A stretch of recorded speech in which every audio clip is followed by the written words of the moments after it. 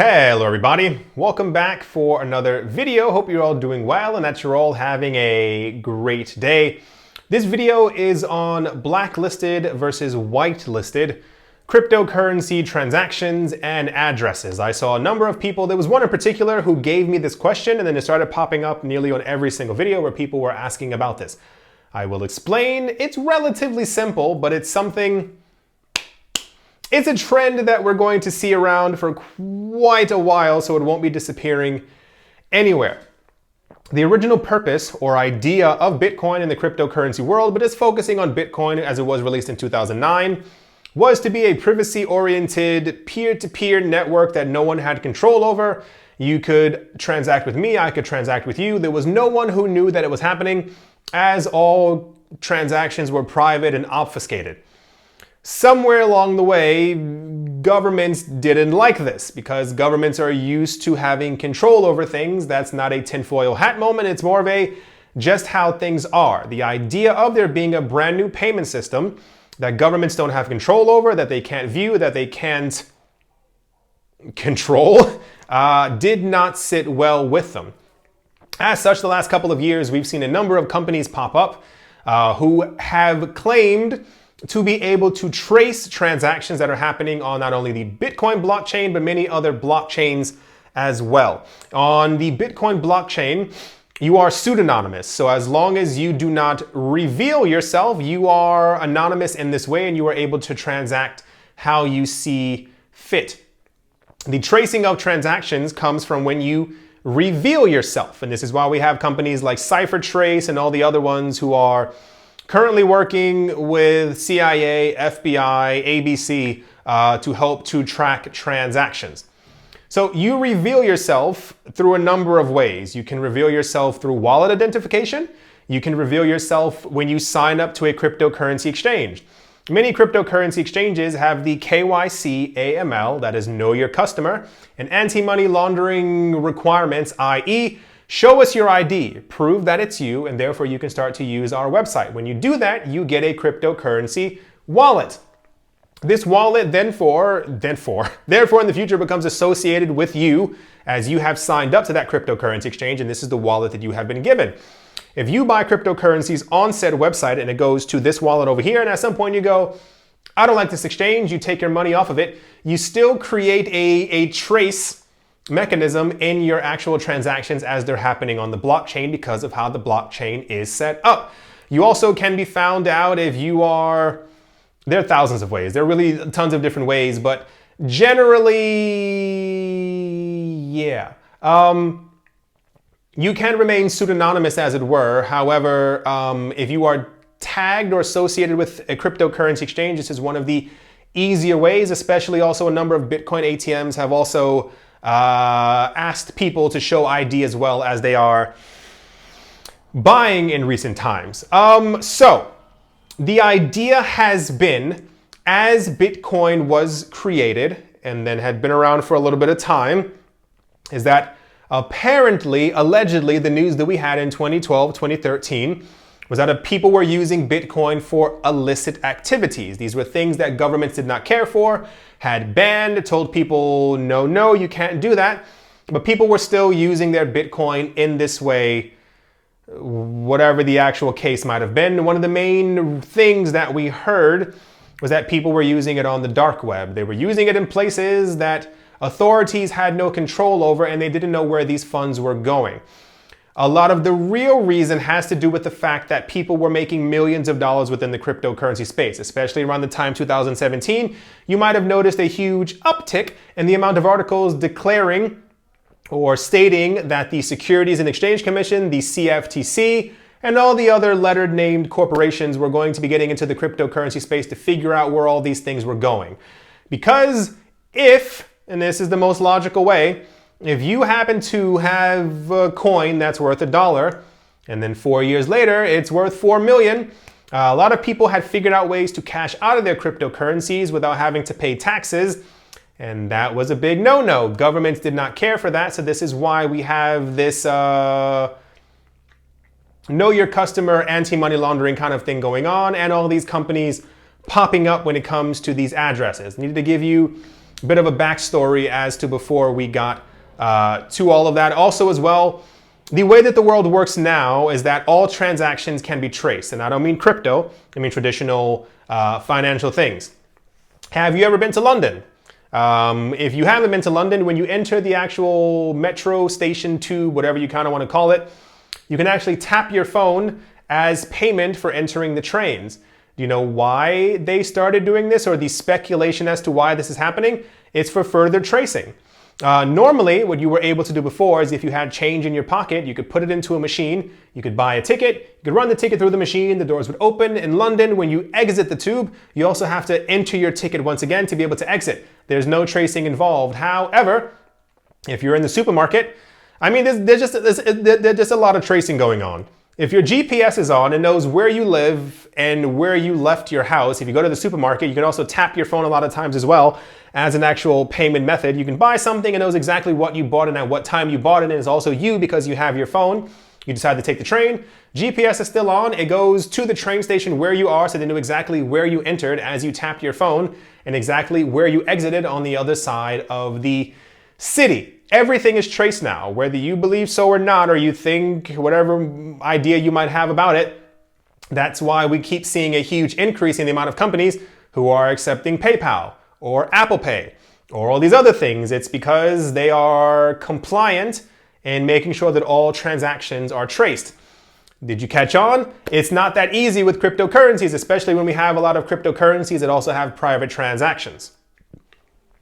So this brings us to the discussion. I had to clear up all of that just to give you the actual background as to why we have what we're going to be talking about. This is why we have blacklisted cryptocurrency addresses and transactions associated with illicit activities. The idea is that if something has happened on the other side of the world, if someone has used their cryptocurrency for an illicit practice, if someone on the other side of a country, especially countries that are under sanctions currently, these are countries that the United States has deemed to be mean or evil or has a bad government, and they decide to punish the entirety of everyone within their borders, you are then also restricted from sending your cryptocurrencies over into that country. If you bought your cryptocurrency on a cryptocurrency website where you had to show your ID, you got tired of it, sick of it, you took your cryptocurrencies off of that website, put it onto your computer, it's still being traced. They now associate that computer with you and that cryptocurrency address. And you go, my friend in X country needs money. He told me he doesn't have a lot of food. I'm going to send him money. And you send it to a country that is currently under US sanctions, and therefore you are not legally able to do so. Your address then becomes blacklisted. You have sent your money to a country where you should not have been sending your country.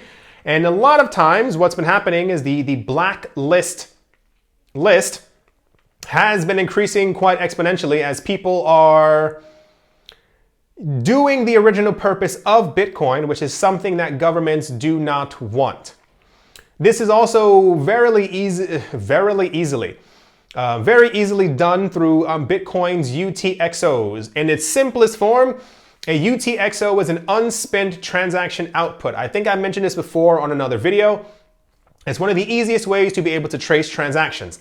i.e., let's say I'm the first transaction on the blockchain. A coin is created, it gets sent to me, and the transaction numbers for it are 1 and 2. I go, that's pretty cool, I like it. So I send it to my computer after I received it from wherever, and the number associated with my other computer then slams onto it, and the number for that transaction associated with that Bitcoin is now 1, 2, 3, and 4. That is now in its simplest form. This is simplified. The UTXO for that transaction is now 1, 2, 3, and 4. It says where the transaction was from, where it was going, it slams together. Let's say at some point I decide to send you some Bitcoin, and it sends to you, the UTXO from my side is now 1, 2, 3, 4. It gets to you, it is now 5 and 6. Very simplified, but this is kind of how it works, and it bundles up and bundles up. So at a certain point, if they are looking for different transactions and they see that a UTXO or any type of information from another computer from said country that has sanctions on it, or from another website that had been doing illicit activities, is associated with the entirety, your UTXO eventually becomes quite huge as it's going through the entire system. If they see in this portion of the UTXO that it hit this address, where it shouldn't have hit, your address in your wallet then become blacklisted, and a lot of times you are restricted from putting your money onto cryptocurrency exchanges, or sometimes you're able to put your money on a crypto exchange, but you cannot take it off. This is why we've seen a mass exodus the last couple of months with people taking their money off of cryptocurrency exchanges because of practices similar to this. So that's for the blacklisted coins, and how they come about is basically tracking transactions, figuring out if there was a website where something illicit happened, and at some point you received a coin from that website, which is also a really big problem because let's say person A decides to buy some Bitcoin. They buy the Bitcoin, person B has it, person C, person D, person D, person F. Person F is like, I want to do something bad. I'm in a bad mood. I'm going to do something terrible. Grr. And they start doing some illicit activity on the website. They buy something, swap the Bitcoin back and forth, and it gets sent there. At some point, someone buys some Bitcoin from this website, or money gets swapped back and forth, and person H gets it. Person H has it, person I, person J. Your person, H-I-J-K, your person then K. Well, you are about 4 steps away from this illicit activity. A lot of places are now asking, where'd you get your coins from? Why'd you buy these coins? Did you know this coin was associated? It's happening right now, and it's interesting. They're asking where you got this associated coin from. Did you know where this was? And you can only imagine how this leads to a number of issues as you move forward and you're just trying to enjoy your cryptocurrency life. When you talk about whitelisted addresses or clean coins, the new phenomenon that's been taking place the last couple of years is that people are actually paying a premium for clean coins, newly minted coins, or coins that have no transactions associated with them. Remember the UTXO, it has all the transaction information from every single person who ever had that coin? Well, when the machine is creating Bitcoin, if it comes out of the machine and it hits you first, there's no transaction history. You are the only person with that coin. There's nothing illicit that's ever happened to it. And these are the coins that are actually being purchased by a lot of very rich people in an effort to make sure that they have not only clean coins, but coins that won't be associated with anything other than them owning them, which then also gets into a situation where they could potentially be using these coins for their own little purposes. Wink, wink, if you know exactly what I'm talking about. Yes, so we are currently in a situation where addresses and exchanges and websites are blacklisting cryptocurrency transactions to tell people that they've done something illicit. If they have or have not, that's an entirely different discussion. There's going to be a huge amount of accelerated tracing that's going to be happening. A lot of major companies have announced that they are able to now track Dash, Monero, Zcash, and all these other things. What have you.